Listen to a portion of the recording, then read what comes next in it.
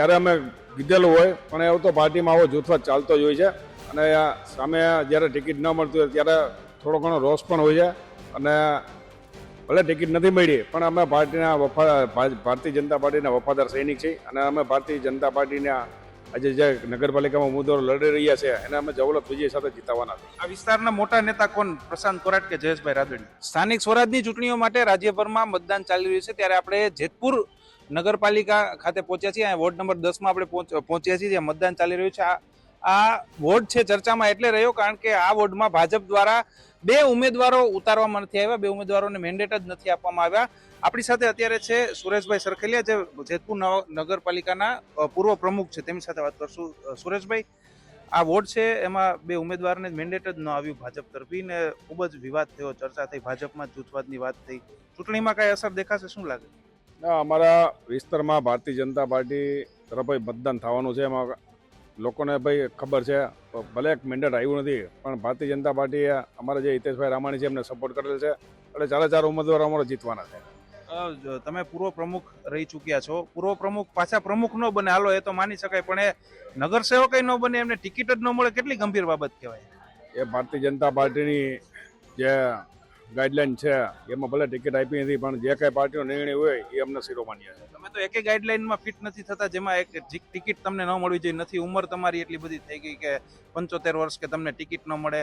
પૂર્વ પ્રમુખ તમે રહી ચૂક્યા છો, વધુ એટલા બધા સભ્યો તમારા સમર્થનમાં હતા કે બધા સભ્યો પાછા ટિકિટ ખેંચી લેવા સુધીની તૈયારી દર્શાવી હતી. આટલું મોટું સમર્થન ધરાવતા વ્યક્તિને ટિકિટ શા માટે ન મળે?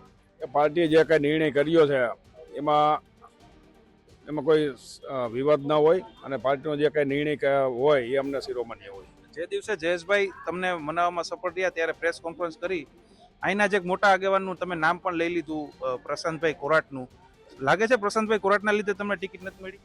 ના, એ તો અમારા, કારણ કે તમે કીધું હતું તે દિવસે ત્યારે અમે કીધેલું હોય પણ એવું તો પાર્ટીમાં આવો જૂથવાદ ચાલતો જ હોય છે અને સામે જ્યારે ટિકિટ ન મળતી હોય ત્યારે થોડો ઘણો રોષ પણ હોય છે અને ભલે ટિકિટ નથી મળી પણ અમે પાર્ટીના ભારતીય જનતા પાર્ટીના વફાદાર સૈનિક છીએ અને અમે ભારતીય જનતા પાર્ટીના આજે જે નગરપાલિકામાં ઉમેદવારો લડી રહ્યા છે એને અમે જવલત વિજય સાથે જીતાવવાના છીએ. આ વિસ્તારના મોટા નેતા કોણ? પ્રશાંત કોરાટ કે જયેશભાઈ રાદડી?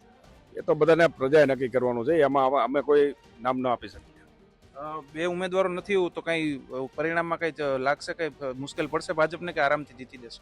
ભાજપ ભારતીય જનતા પાર્ટીની જીત નિશ્ચિત છે અને નગરપાલિકામાં ભારતીય જનતા પાર્ટીનો ભવ્ય વિજય થવાનો. 44 માંથી કેટલી બેઠક જોઈ રહ્યા? 44 માંથી 35 થી 37 સીટ ભારતીય જનતા પાર્ટી જીતવાની છે. અન્ય પણ જે ડાંગ એસોસિએશનના પ્રમુખ છે, જયંતિભાઈ શું કહેશો, કઈ રીતનું અહીંયા જોઈ રહ્યા છો અત્યારે? ઉત્સાહભેર મતદાન થઈ રહ્યું છે જેતપુર નગરપાલિકાનું અને એમાં કોઈ શંકાને સ્થાન નથી. ભારતીય જનતા પાર્ટીનો જલવંત વિજય થવાનો છે કારણ કે વર્ષોથી અહીંયા આ ભાજપનો ગઢ છે અને જયેશ રાદડી આવ્યા પછી ખૂબ જેતપુરની અંદર વિકાસના કામો થયા છે અને નગરપાલિકા પણ ભાજપની બનવા જઈ રહી છે અને સામેના પાર્ટીઓને કોઈ પૂરા ઉમેદવાર મળ્યા નથી અને જે વાત છે 2 મેન્ડેટની એ અમે અપક્ષોને ટેકો આપીને એને અમારા જ ભાજપના કાર્યકર્તા અપક્ષમાં હતા એને અમે ટેકો આપી દીધો છે એટલે અમારે એમાં કોઈ શંકાનું સ્થાન નથી. એટલે 3 ઉમેદવારો જે આપ અને કોંગ્રેસના થઈને ભાજપમાં જોડાયા, શા માટે એમને ભાજપમાં જોડવાની જરૂર પડી? કારણ કે ઓલરેડી ઉમેદવાર જાહેર થઈ ચૂક્યા. એમાં અમે જોડેલા સામેથી આવેલા છે કે એને પછી એમ લાગ્યું કે ભાઈ આપના એ મત મળે એવું છે નહીં એટલે સામેથી જોડાણા છે. ઉમેદવાર બની જાય ત્યાં સુધી એમને ખ્યાલ ન આવે કે અમને હવે મત નથી મળે, પણ એ જ રીતના એ ઉમેદવાર હોય પછી તો એ શું કરે? પછી જોડાવું જ પડે ને, પછી મત મળે એમ ન હોય એટલે.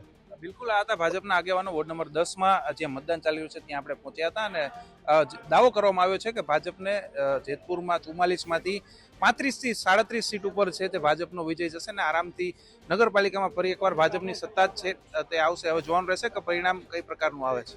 રોનક મજીઠિયા, ગુજરાત તક, જેતપુર.